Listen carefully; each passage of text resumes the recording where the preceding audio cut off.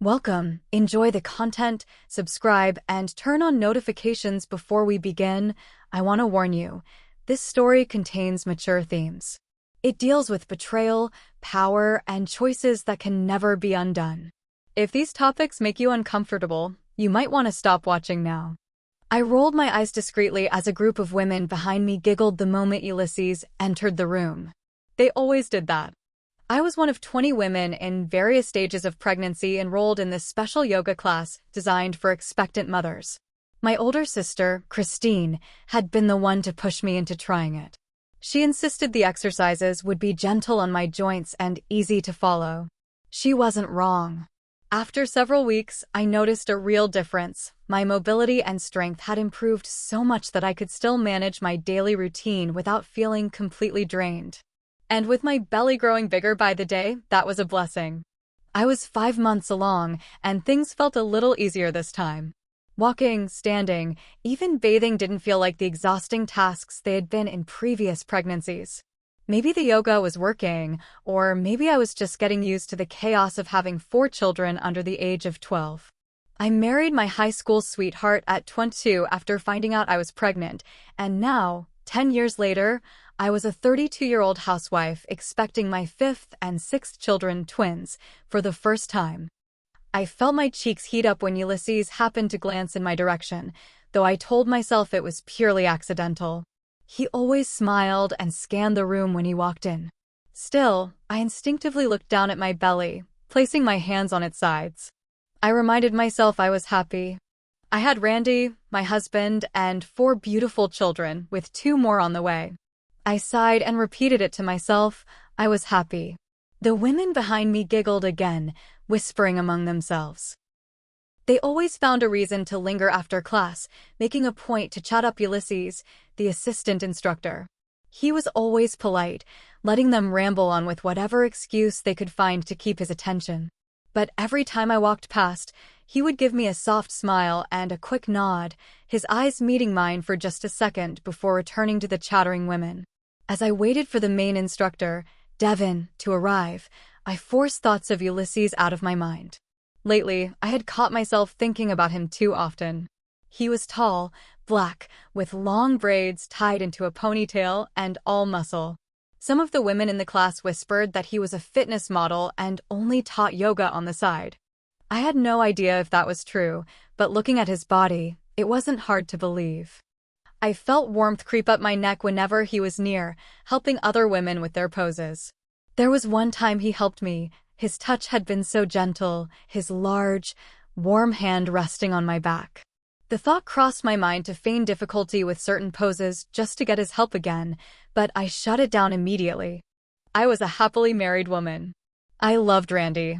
Devin arrived a few minutes later.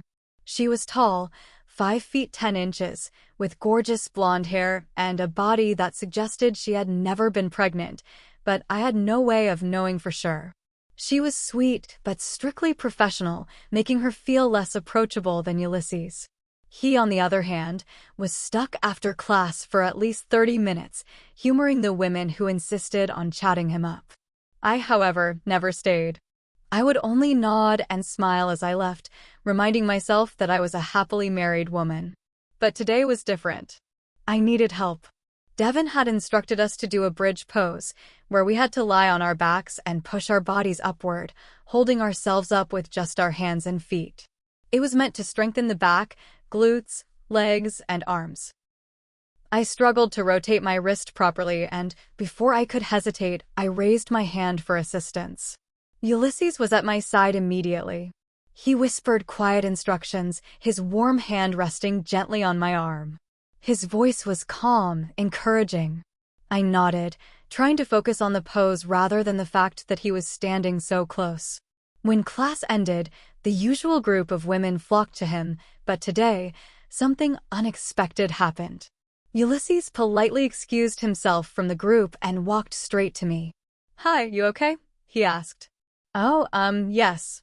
My forearm was giving me a little trouble, but I'm fine, I said, tucking a strand of my long brown hair behind my ear.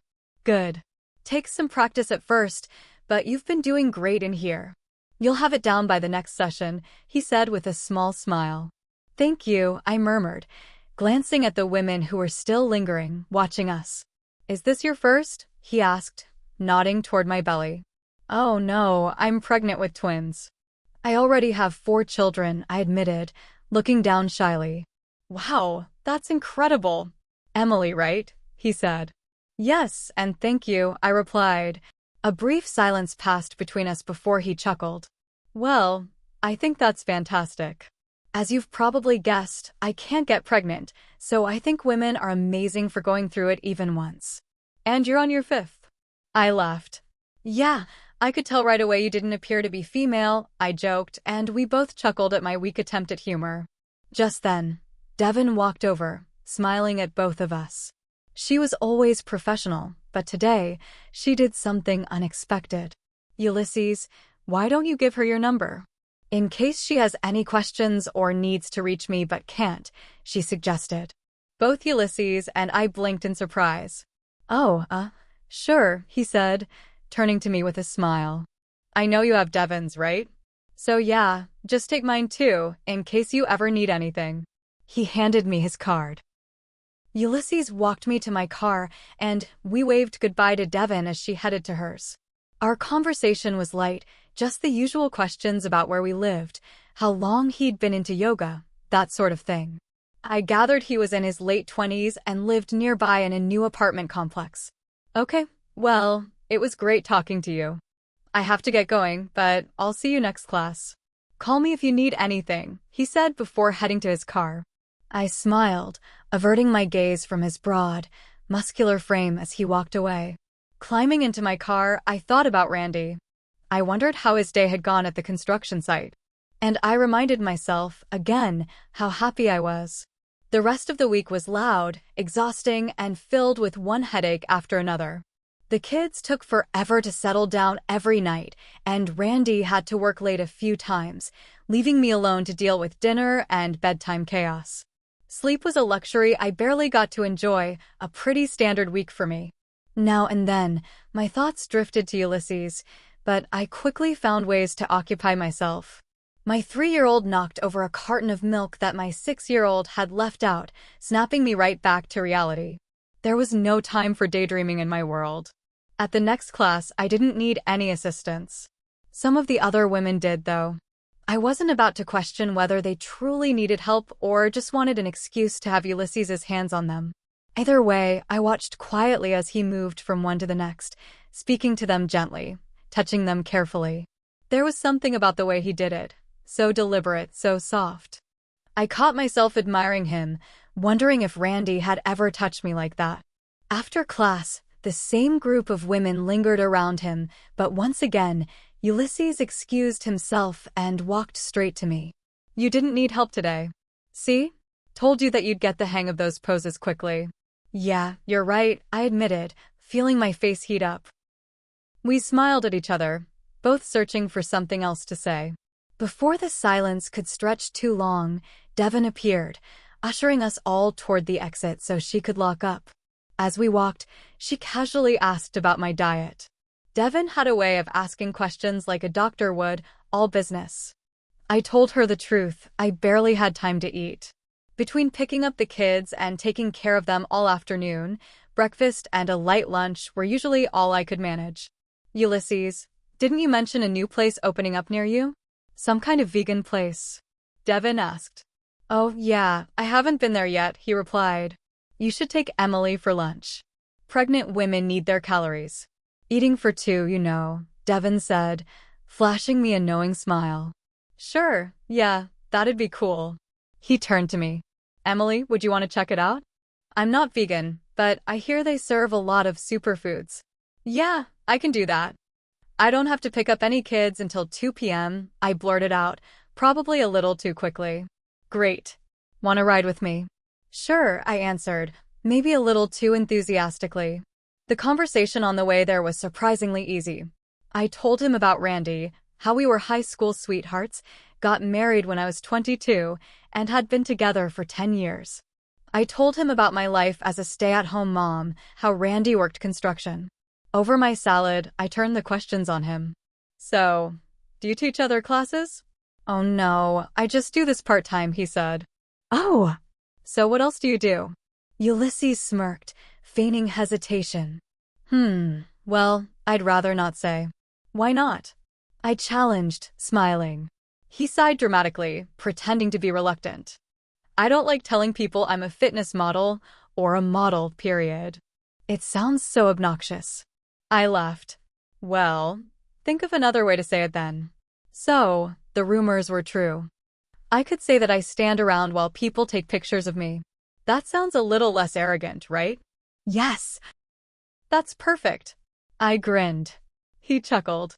I started at 18 right after high school. I traveled to Miami, LA, and a few other places for jobs. My agency handles all the bookings, ads, magazines, that sort of thing. That sounds exciting. It can be. I like to travel, so that part's nice. But yeah, that's pretty much my life in a nutshell, he said, smiling. I glanced at my phone and frowned. I better get going, got to round up the kids. I gotcha. Let's head out. He waved down the waiter and discreetly paid the check before I could reach for my wallet. As we walked to the parking lot, I felt oddly light, like I had stepped out of my usual routine for a moment and entered someone else's life.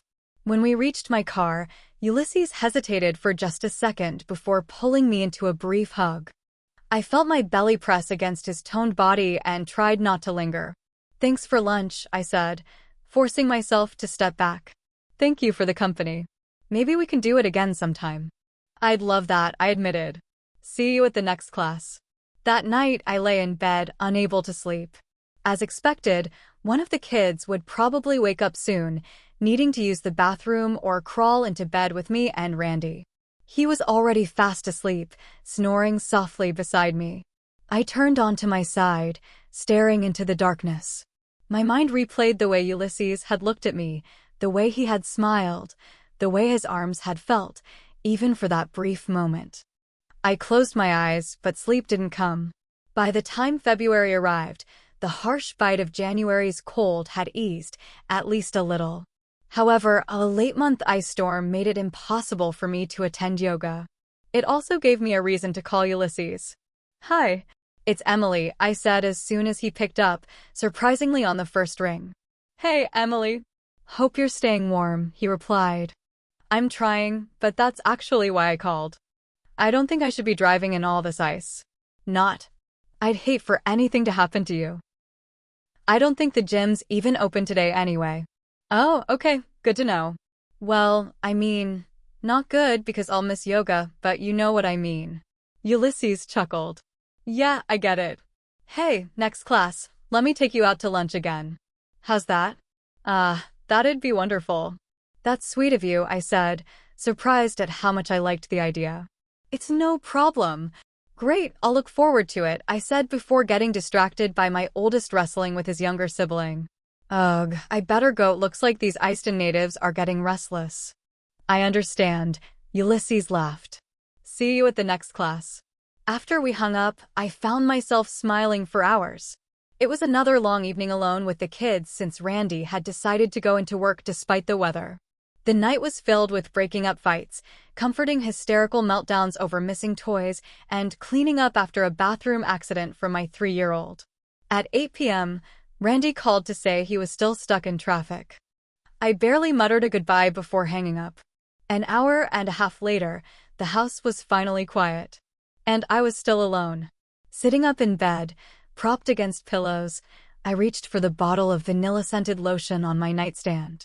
Lifting my shirt just below my chest, I rubbed the lotion over my belly, feeling the curve of it beneath my hands.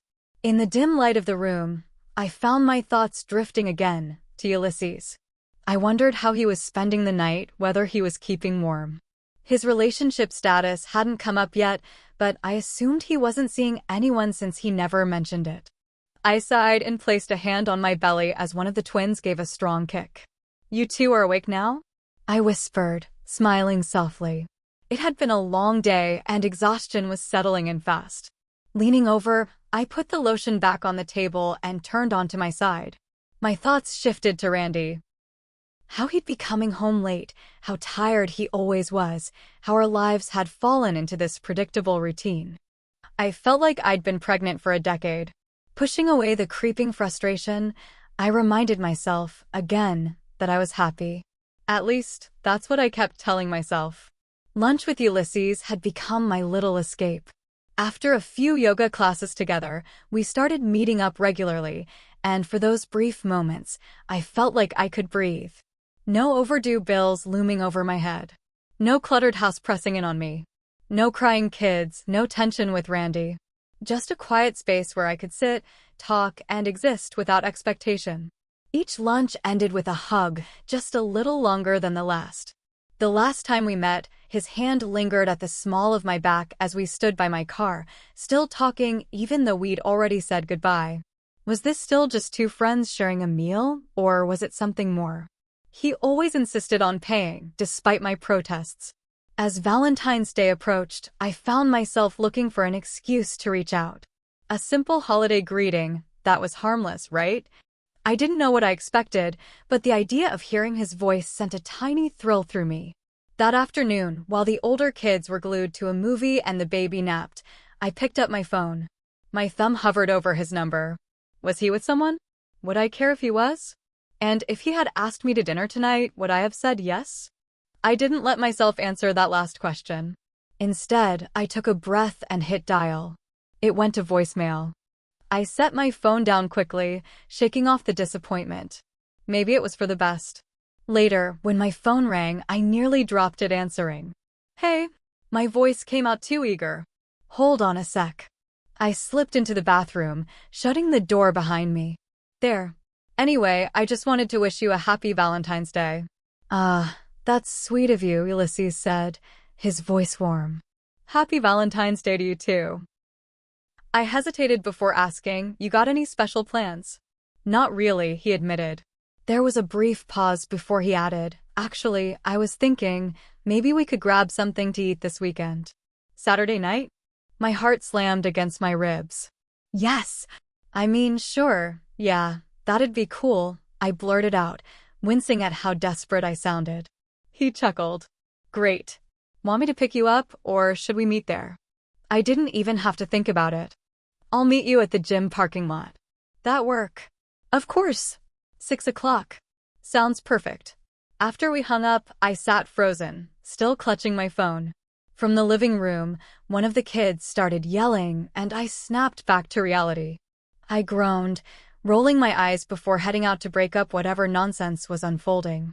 That night, after everyone had gone to bed, I sank into a hot bath, letting the water swirl around me. I closed my eyes, allowing myself to drift into thoughts I knew I shouldn't have. I told myself it was just dinner. And I told myself I believed it. I stood in the dimly lit parking lot, my breath unsteady, my thoughts racing. Was I really about to do this? The weight of everything, my choices, my responsibilities, the unspoken tension, pressed down on me. But when Ulysses reached out, his hand warm against my cheek, the hesitation began to fade. Come on, he said softly, his voice calm, inviting. I gave a small nod, not trusting myself to say anything, and followed him to his car. The drive was mostly quiet, except for the faint hum of an old R&B song playing on the radio. My heart pounded so loudly that I swore I could hear it. We don't have to do anything you're not comfortable with, he said, his tone careful, searching my face for hesitation. I let out a slow breath, the weight of the day pressing against my chest. My thoughts tangled together, responsibilities, expectations, and the quiet longing I couldn't ignore. My fingers hovered over the door handle. Let's go inside. He nodded, leading the way up the stairs to his unit. He unlocked the door and stepped aside, letting me in first. The apartment was neat but simple, minimal furniture, a few framed pictures on the walls, the faint scent of cologne and fabric softener lingering in the air. I stepped inside slowly, wrapping my arms around myself, unsure of where to stand, what to say. Want something to drink? He asked, heading toward the kitchen. I shook my head, then turned to face him. My voice was barely above a whisper. Do you want me here? He stepped closer, his deep brown eyes steady on mine. Emily. His fingers brushed against my hand, then slowly trailed up my arm. I think you already know the answer. My breath caught. 1,000 thoughts raced through my mind. Reasons to leave, reasons to stay, everything I'd told myself I wouldn't do. But I was tired. Tired of overthinking, of always choosing the sensible path, of ignoring the parts of me that longed to just feel something outside of the routine. I don't want to think tonight, I murmured. Ulysses lifted my chin gently, his thumb grazing my cheek. Then don't. For the first time in a long time, I let the moment pull me forward. I stood before Ulysses as he sat on the edge of his bed, my breath unsteady as his hands traced the curve of my waist. His touch was slow, deliberate, like he was memorizing every detail. When his lips brushed against my skin, a tremor ran through me. A second kiss followed, softer this time, lingering. I closed my eyes, my pulse quickening at the warmth of his breath against me. His hands were careful, reverent, as if I were something fragile. The moment felt unreal, both of us standing at the edge of something unspoken, something we couldn't name. Slowly, deliberately, he removed the final barriers between us.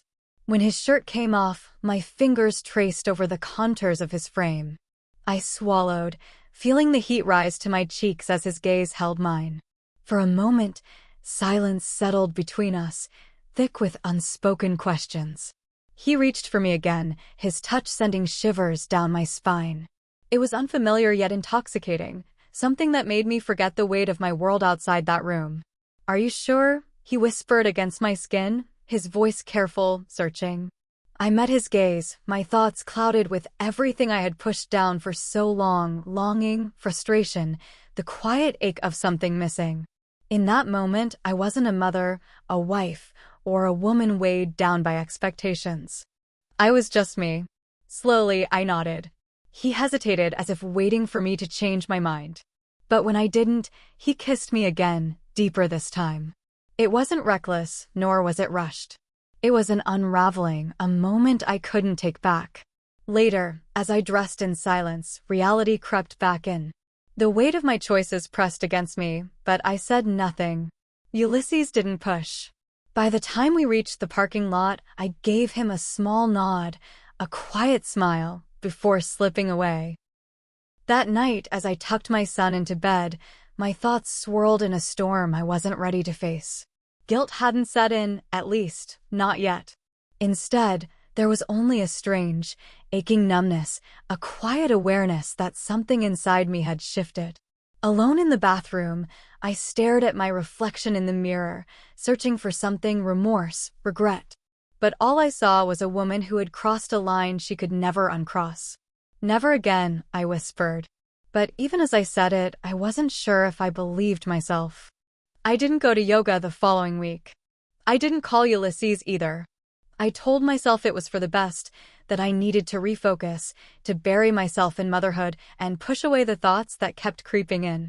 But every night, as I lay in bed listening to Randy's even breathing, my mind betrayed me.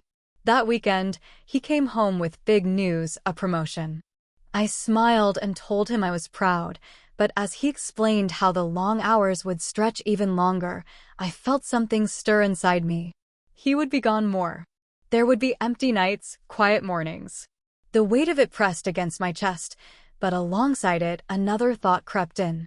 I would be alone. And when the kids were asleep, I could see Ulysses. I had sworn I wouldn't, but anger overruled guilt, and before I could stop myself, I reached for my phone. He answered on the first ring. "Emily," he said, his voice warm, familiar. "I was hoping to hear from you." I exhaled. "Would you like to have breakfast tomorrow?" A pause, then, "I'd love that." The next morning, I met him at a cafe. The sunlight streamed through the windows, casting a golden glow across his face. He looked at me like he saw everything: the hesitation, the longing, the quiet war waging inside me. "Are you sure about this?" he asked, his voice soft but steady. "I don't want to be the reason you get hurt." I reached for his hand, brushing my fingers against his. "It's fine," I whispered. It was a lie, but in that moment, I needed it to be true. Hours later, back in my home, I gave in to him. Slowly, urgently, as if making up for lost time. His hands traced every curve, every secret, until I forgot why I had ever told myself no. February turned to March. I told myself it was just a phase, but Ulysses became part of my world. Mornings in my bed, stolen afternoons. Sometimes, when the stars stretched over the sky, I would slip out of my home and into his arms, meeting him in the shadows behind my house. By April, the nights grew warmer, and so did we. On the back porch, pressed against the wooden railing, his touch sent shivers down my spine. He traced the curve of my belly, kissed me in places I had forgotten could feel alive. We never spoke about what came next. Maybe because we both knew. May arrived, and with it, the weight of reality. My belly was round, heavy with life. In the shower, Ulysses held me, hands resting over the swell of my stomach. His lips brushed against my shoulder. "You're beautiful," he whispered. Then, "Mom?" My breath caught. My heart slammed against my ribs. I stepped out, gripping the towel around me, forcing myself to breathe. My child's voice carried through the hallway. Something about a car in the driveway. I swallowed, steadying myself before I returned. "That was close," I murmured. Ulysses pulled me back into his arms, his touch grounding me.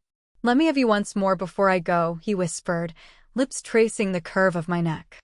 I closed my eyes, let my head fall back, let myself forget, just for a little while longer. Because deep down, we both knew. Time was slipping through our fingers. I never saw Ulysses that night. I had planned to, but when I called him, my voice broke before I could even form the words. He listened, silent yet understanding, as I wept on the other end of the line. I told him I couldn't do it anymore, that I needed to stop. He didn't argue. He simply exhaled, sadness laced in his tone, but also relief. That night, Randy came home earlier than usual. I heard his keys jingle at the door, and my body tensed as if it already knew what was coming. But when he stepped inside, his face held something unfamiliar, softness. He crossed the room, pulled me into an embrace, and pressed a kiss against my forehead. "I love you," he murmured before heading to the living room, where the kids' laughter filled the space. He played with them, letting them climb over him, their tiny hands tugging at his shirt as they shrieked with delight. And for the first time in a long while, I just sat back and watched. Later, as we lay in bed, Randy kissed me, not out of habit, not as a passing obligation, but slowly, tenderly. He apologized for the late nights, for being consumed by work. His hand found my belly, resting there as he whispered his gratitude. "Thank you for giving me these babies. For loving me." I swallowed hard, willing myself not to break. I kissed him back, held him close, and forced myself to match his warmth. But when he drifted off to sleep, the weight of everything crushed me. I turned away, burying my face in my hands, and let the tears fall. By morning, guilt had curdled into something else: suspicion. Why had Randy changed? Had he done something he regretted? Was this guilt driving him, just as it had driven me? The thought took root, spreading through me like poison. I needed a reason. A justification. If Randy was unfaithful, then I wasn't the villain. If I caught him, I could go back to Ulysses without remorse, without shame. That evening, when Randy texted that he'd be working late, I felt a surge of energy, reckless, desperate energy. I gathered the kids, ignoring their groans and protests, and drove to his worksite. The construction site was eerily quiet, lit only by a few scattered lamps. I instructed my oldest to keep watch over the younger ones, my voice sharp with warning. Then I stepped out into the night, the cool air prickling against my skin. One by one, I peeked into the makeshift offices. The first was empty, the second held a weary man nursing a flask, frustration etched into his face. But when I reached the third, something stopped me cold. A voice, a woman's voice. "Yes, yes," she moaned, breathless, her cries spilling into the night. My pulse pounded in my ears. I crept forward, heart slamming against my ribs, and rose onto my tiptoes to see inside. A woman stunning, with dark curls cascading down her back and a blouse gaping open, rode a man in a chair, her body moving with a practiced rhythm. "Now then," she purred, her accent thick and sultry, Are you going to work harder and longer to get this done? The man didn't answer. At least, not audibly. Good, she continued. It will be done on time, yes? Another silence. My boss, Mr. Bob, will be very pleased. You want to make him happy? A pause. Then, finally, a response. Yes. Yes, what? Yes, Mrs. Fernanda. I will make sure we get all this done for you and your boss. The voice wasn't Randy's. I exhaled sharply, a mix of relief and humiliation washing over me. What was I doing? What had I convinced myself of? I turned, ready to disappear into the night, but a firm hand on my shoulder stopped me in my tracks. Emily? I whirled around, my breath catching. Randy stood there, brows furrowed in confusion. What are you doing here? He asked, his voice gentle but laced with concern. Is everything okay? I forced a smile. Yeah. I just wanted to see you. The kids are in the van. He glanced toward the office I had been watching, then back at me. I just clocked out, he said. Let's go home. I hate being here at night. Why? I asked, studying his face, searching for something, anything that might betray him. He exhaled. Some of these managers are lowlifes. Upper management came to visit, and they're not much better. I lowered my gaze. I see. Randy smiled softly, brushing a hand against my arm. Being around people like this just makes me more grateful for what I have at home. He leaned in, pressing a kiss to my forehead. I love you, Emily. I swallowed hard. I love you too. He helped me into the van, and as I drove home, I fought back tears. I had come looking for an excuse. Instead, I had found a mirror. I needed to let go. I needed to forgive myself. And more than anything, I needed to move forward. I stared at my phone for what felt like an eternity, my thumb hovering over his name. My chest felt tight, my mind a tangled mess of logic and longing. I shouldn't do this. I had already made my choice, but my heart wasn't listening. Taking a breath, I pressed the call button. The ringing felt endless, stretching time until I heard his voice, warm, familiar, achingly intimate. Hello? Emily? I closed my eyes, his name on his lips unraveling something inside me. Hi, I said softly. I want to see you. One last time. Can I come over tomorrow morning? A pause. A hesitation I could almost feel through the line. Then, of course. Yeah, that'd be good. I nodded, even though he couldn't see me. Even though I wasn't sure if it was good at all. Okay, I whispered. Tomorrow, then. I hung up before I could second-guess myself. The room around me felt smaller, like the walls were closing in. My body ached, heavy with the weight of the life growing inside me, but my heart ached even more. I knew this was selfish. I knew this was reckless. But before I stepped into the life I had chosen, the one that was best for my babies, I needed to see him one last time. Just once more. And then, I would let go. I sat in the driveway for what felt like hours, staring at the front door. The house was quiet from the outside, the porch light casting a soft glow against the night. My hands gripped the steering wheel, knuckles white, as if I could somehow hold myself together through sheer force. But I knew better. Taking a shaky breath, I stepped out of the car, my legs feeling heavier with each step toward the door. Inside, the living room was dim, just the flickering light from the TV illuminating Randy's face. He was still awake. Of course, he was. He glanced up as I walked in, offering a tired but familiar smile. Hey, he said, shifting to sit up straighter. You were out late. I swallowed hard, the words tangling in my throat. My coat felt like it was suffocating, my skin too tight. I couldn't do this tomorrow or next week, or bury it like a secret I could pretend never happened. I owed him more than that. Randy, I whispered, my voice barely steady. Something in my tone made him pause. His brows pulled together, concern flickering in his eyes as he muted the TV. What's wrong? I forced myself to meet his gaze. My throat was dry, my hands trembling as I gripped the edge of my coat. You know the yoga instructor? Well, I hesitated, my stomach twisting. I was with him tonight. The silence that followed was suffocating. I could hear the clock ticking on the wall, the distant hum of the refrigerator, the blood pounding in my ears. Randy didn't speak, didn't move, just stared at me. My stomach clenched. "It wasn't about you," I blurted out, my voice desperate, raw. "It wasn't because of anything you did or didn't do. I was lost, and my words crumbled, and I covered my face with my hands. I don't know what's wrong with me." I waited for the anger. For him to yell, to demand an explanation, to tell me to pack my bags and leave. But he just sat there, his expression unreadable.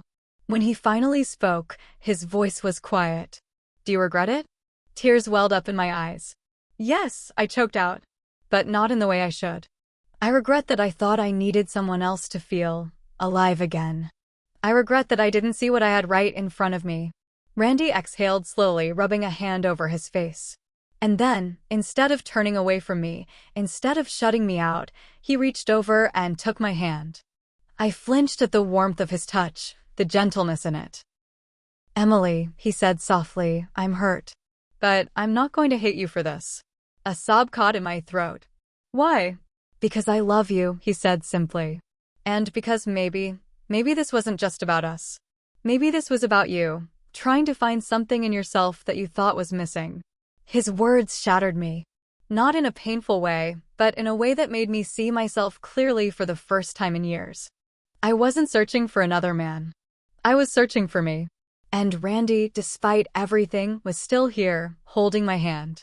The morning after my confession, I braced myself for distance, for coldness, for the inevitable shift that would mark the beginning of our end. Instead, Randy kissed my forehead before leaving for work, just like he always did. It was a small thing, but it left me stunned, standing in the kitchen, fingertips grazing the spot where his lips had touched.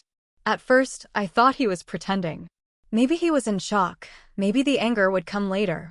But then, little things started happening.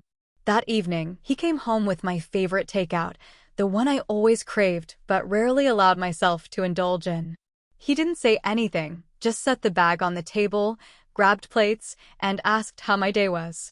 His voice was even, steady, as if nothing had changed. The next morning, a cup of coffee waited for me on the nightstand. Not just any coffee, mine. The way I liked it. Sweet, with a little too much cream. I stared at it for a long time before taking a sip, warmth spreading through me in a way that had nothing to do with the drink. Then there were the walks. He started asking me to go with him after dinner, something we hadn't done since before our son was born.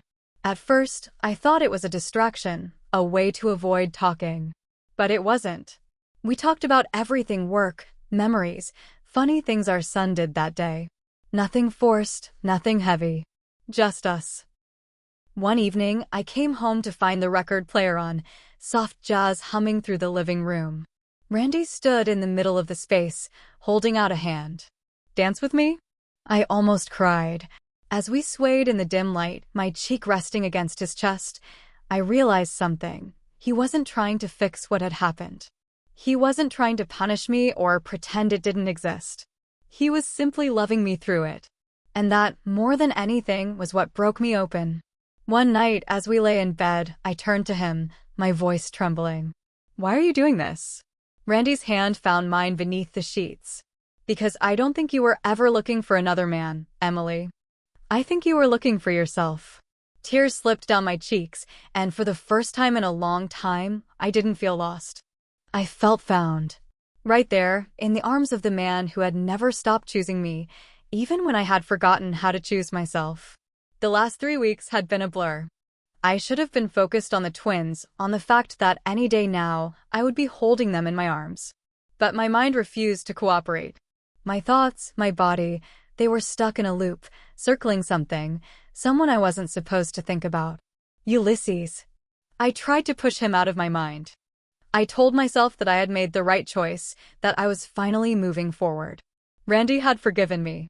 He had been trying, truly trying, to rebuild what we had lost. The small gestures, the kindness in his eyes, the way he had been patient with me when I hadn't even been patient with myself. It should have been enough. But something inside me ached. A pull I couldn't ignore. I dropped the kids off at daycare, made up some excuse to Randy about running errands, and drove to Ulysses' apartment. My hands trembled as I knocked. When he opened the door, his expression was unreadable, surprised, maybe even cautious, but beneath it, something deeper lingered. I shouldn't have come. "Hi, Emily," he said, his voice soft. I didn't respond. Words were useless. I stepped inside, feeling the weight of everything we never said pressing down on me. For a moment, we just stood there, our bodies close but not quite touching. Then, as if some invisible thread pulled us together, I found myself pressed against him. His hands traveled up my back, hesitant at first, then sure, tracing the curve of my spine, the swell of my belly. "Are you sure about this?" he whispered. I swallowed hard, looking up at him. "I just need this one last time." His fingers lingered at my waist. "Emily." I silenced him with a kiss. It wasn't about love. It wasn't even about longing. It was about chasing a feeling that had haunted me for weeks, knowing that after today, there would be no more chances. And yet, as we sank into each other, as the weight of everything between us pressed against my skin, I couldn't ignore the truth clawing at the edges of my mind. This wasn't closure. It was a mistake. When it was over, I dressed in silence. Ulysses didn't try to stop me. He didn't ask for anything more. As we walked to the door, he reached out as if to touch me one last time, but stopped himself. I gave him a quiet nod, a fleeting smile. Then I walked away. The weight of what I had done settled deep in my chest, suffocating me. I barely noticed how fast Ulysses was driving. My mind was elsewhere, trying to focus on breathing through my contractions. The pain was coming in waves, sharp and insistent, but I refused to panic. "I think this is the right area," Ulysses said, turning toward the labor and delivery entrance. "No, park over there. See that alley?" I pointed, momentarily sitting up to direct him. "There? But that's not, just do it." I snapped, urgency lacing my voice. He hesitated but obeyed, pulling into the quiet, empty alley next to a large dumpster. I stepped out, gripping the car door for balance as another contraction hit. "Emily, are you sure you're okay?" he asked, concern in his voice. I pressed a hand against my belly, nodding through the pain. "I just need a moment." The intensity of the contractions made everything else fade away. I barely registered Ulysses standing there watching.